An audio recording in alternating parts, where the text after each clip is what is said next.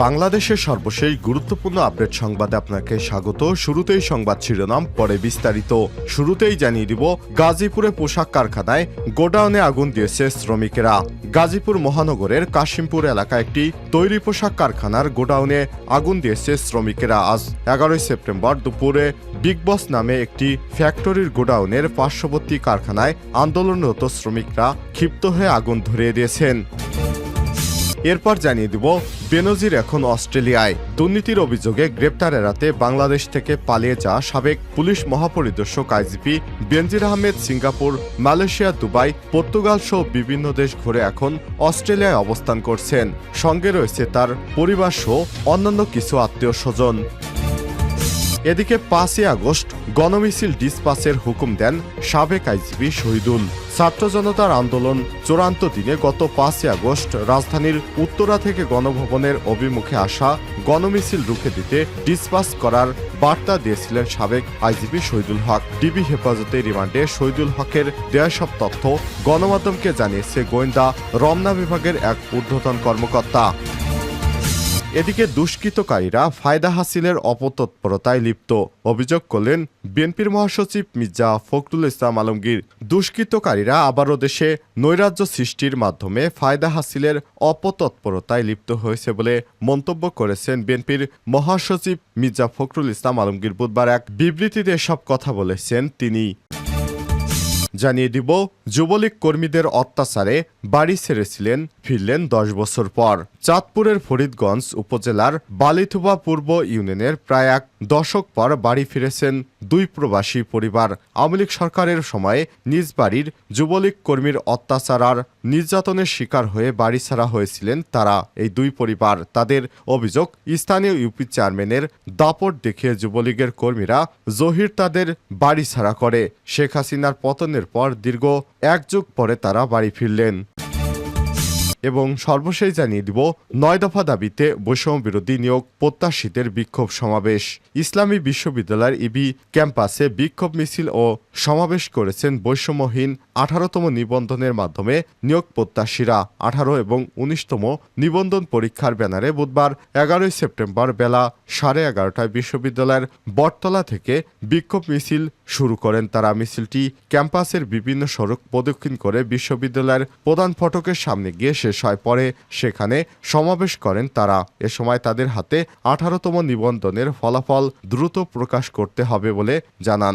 মেধা ছাড়া শিক্ষক অযোগ্য, 18তমদের বাদ রেখে গণবিজ্ঞপ্তি চলবে না ইত্যাদি স্লোগান দিতে দেখা যায়। প্রিয় দর্শক, এতক্ষণ শুনছিলেন সংবাদ শিরোনাম, এবারে বিস্তারিত।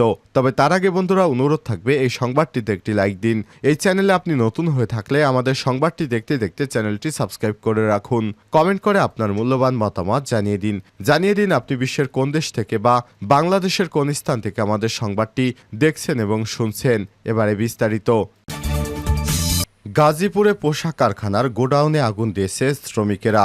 গাজীপুর মহানগরের কাশিমপুর এলাকায় একটি তৈরি পোশাক কারখানার গোডাউনে আগুন দিয়েছে শ্রমিকেরা। বুধবার 11 সেপ্টেম্বর দুপুরে বিগ বস নামের একটি ফ্যাক্টরির গোডাউনের পার্শ্ববর্তী কারখানায় আন্দোলনরত শ্রমিকেরা ক্ষিপ্ত হয়ে আগুন ধরিয়ে দেয়। প্রত্যক্ষদর্শীরা জানিয়েছে, ভয়াবহ এই অগ্নিকাণ্ডে কোম্পানিটির গোডাউন সহ স্টক কাপড়ের গোডাউন পুড়ে যাচ্ছে। দুপুর 2টা পর্যন্ত ফায়ার সার্ভিসের কোনো ইউনিট ঘটনাস্থলে পৌঁছতে দেয়নি। স্থানীয়রা জানিয়েছে, একটি ফায়ার সার্ভিসের ইউনিট ঘটনাস্থলে আসার পথে শ্রমিকেরা ভাঙচুর করে, ফলে তারা ঘটনাস্থলে ঢুকতে পারেনি। দুপুর 12টার দিকে লাগা আগুন ক্রমেই নিয়ন্ত্রণের বাইরে চলে যাচ্ছে। সুমন নামে এক প্রত্যক্ষদর্শী জানিয়েছে, অগ্নিকাণ্ডের খবর পেয়ে ঘটনাস্থলে আসতে গেলে ফায়ার সার্ভিসের গাড়ি ভাঙচুর করায় তারা ফিরে গেছে। তবে কারখানার শ্রমিকেরা নিজস্ব অগ্নি নির্বাপক ব্যবস্থা দিয়ে আগুন নেভানোর চেষ্টা করে যাচ্ছে। কাশিমপুর মেট্রো থানার ওসি জাহিদুল ইসলাম জানিয়েছেন, বিষয়টি ফায়ার সার্ভিস কর্তৃপক্ষকে জানানো হয়েছে, তারা ঘটনাস্থলে যাচ্ছেন। বেনজির এখন অস্ট্রেলিয়ায়। দুর্নীতির অভিযোগে গ্রেপ্তার এড়াতে বাংলাদেশ থেকে পালিয়ে যাওয়া সাবেক পুলিশ মহাপরিদর্শক IGP Benazir Ahmed Singapore, Malaysia, Dubai, Portugal সহ বিভিন্ন দেশ ঘুরে এখন অস্ট্রেলিয়ায় অবস্থান করছে পরিবারের আরও কিছু সদস্য নিয়ে। গত 8 সেপ্টেম্বর সিডনিতে অনুষ্ঠিত একটি ঘরোয়া মিটিংয়ে দেখা গেছে তাকে। সেখানকার একটি ছবি গণমাধ্যমের হাতে এসেছে, আর এ নিয়ে একটি প্রতিবেদন প্রকাশ করেছে জাতীয় দৈনিক কালের কণ্ঠ। কালের কণ্ঠের বরাত থেকে জানা যায়, অস্ট্রেলিয়ার অবস্থানরত বাংলাদেশিরা বেনজির আহমেদের অবস্থানের বিষয়টি লিখিতভাবে সেদেশের স্বরাষ্ট্র মন্ত্রণালয়কে জানিয়েছে। এদিকে সাবেক এই আইজিপি এবং তার পরিবারের সদস্যদের নামে অবৈধ সম্পদ অর্জনের তথ্য প্রমাণ পেয়েছে দুদক অনুসন্ধান টিম।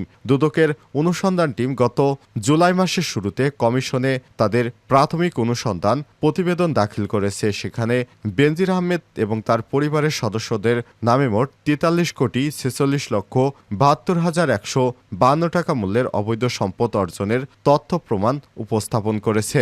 প্রতিবেদনে বলা হয়েছে, বেনজির আহমেদের নামে মোট 9,25,72,565 মূল্যের অবৈধ সম্পদের তথ্য প্রমাণ পাওয়া গেছে এবং তার স্ত্রী জিসানা মির্জা তার নামে 21,34,50,043 টাকা মূল্যের অবৈধ সম্পদের তথ্য পাওয়া গেছে। এছাড়াও তার বড় মেয়ে ফারিন রিশতা বিনতে বেনজিরের নামে মোট 10,89,696 টাকা মূল্যের এবং মেজো মেয়ে তাহসিনা রিশতে বেনজিরের নামে 4 কোটি এবং ছোট মেয়ের নামে প্রায় 2 কোটি টাকার সম্পদের প্রমাণ পাওয়া গেছে।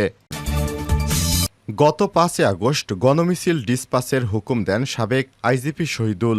ছাত্র জনতার আন্দোলনের চূড়ান্ত দিনে গত 5 আগস্ট রাজধানীর উত্তরা থেকে গণভবন অভিমুখে আসা গণমিছিল রুখে দিতে ডিসপাস করার বার্তা দিয়েছিলেন সাবেক আইজিপি শহীদুল ইসলাম। ডিবি হেফাজতে রিমান্ডে শহীদুল হকের দেওয়া সব তথ্য গণমাধ্যমকে জানিয়েছেন গোয়েন্দা রমনা বিভাগের এক ঊর্ধ্বতন কর্মকর্তা। গোয়েন্দা রমনা বিভাগের ওই ঊর্ধ্বতন কর্মকর্তা বলেন, দেশের ইতিহাসে সর্বোচ্চ ছাত্র জনতার গণ আন্দোলনের চূড়ান্ত দিন গত 5 আগস্ট সকালে তার নামে একটি মোবাইল নম্বর থেকে হোয়াটসঅ্যাপে 2 বার বার্তা দেওয়া হয়। বার্তাটি পাঠানো হয়েছিল সেদিন আন্দোলন দমনের সক্রিয় ডিএমপির এক ঊর্ধ্বতন পুলিশ কর্মকর্তাকে, যিনি বর্তমানে আইনশৃঙ্খলা বাহিনীর হেফাজতে রয়েছেন। উত্তরা থেকে গণভবন অভিমুখে আসা গণমিছিল রুখে দিতে ডিসপাস করার বার্তা দিয়েছিলেন তিনি এটি সত্যি তিনি করে থাকেন তাহলে সেটা হবে ভয়াবহ উস্কানি। এই বার্তাটি তথ্য প্রযুক্তির সহায়তায় পরীক্ষা নিরীক্ষা করা হচ্ছে। কাকে কাকে এমন মেসেজ পাঠানো হয়েছিল সেটা খতিয়ে দেখা হচ্ছে। প্রমাণিত হলে তার বিরুদ্ধে রাষ্ট্রবিরোধী ষড়যন্ত্র এবং সাইবার নিরাপত্তা আইনে মামলা দায়ের করা হবে বলেও জানান তিনি। উল্লেখ্য, ডিএমপির গণমাধ্যম এবং জনসংযোগ বিভাগ থেকে জানানো হয়েছে, গত 3 সেপ্টেম্বর দিবাগত রাতে পুলিশের সাবেক মহাপরিদর্শক আইজিপি একেএম শহীদুল হককে উত্তরা 16 নম্বর সেক্টর থেকে গ্রেপ্তার করে ঢাকা মহানগর পুলিশ ডিবি পরদিন 4 সেপ্টেম্বর বুধবার সকালের দিকে হত্যা মামলায় গ্রেপ্তার দেখে 10 দিন রিমান্ডের অনুমতি চেয়ে আদালতে সোপর্দ করা হয়। রাজধানীর নিউ মার্কেট এলাকার ব্যবসায়ী ওয়াদুদ হত্যা মামলায় শহীদুল হকের 7 দিনের রিমান্ড মঞ্জুর করেছে ঢাকার চিফ মেট্রোপলিটন ম্যাজিস্ট্রেট আদালত। দুষ্কৃতকারীরা ফায়দা হাসিলের অপতৎপরতায় লিপ্ত, মির্জা ফখরুল।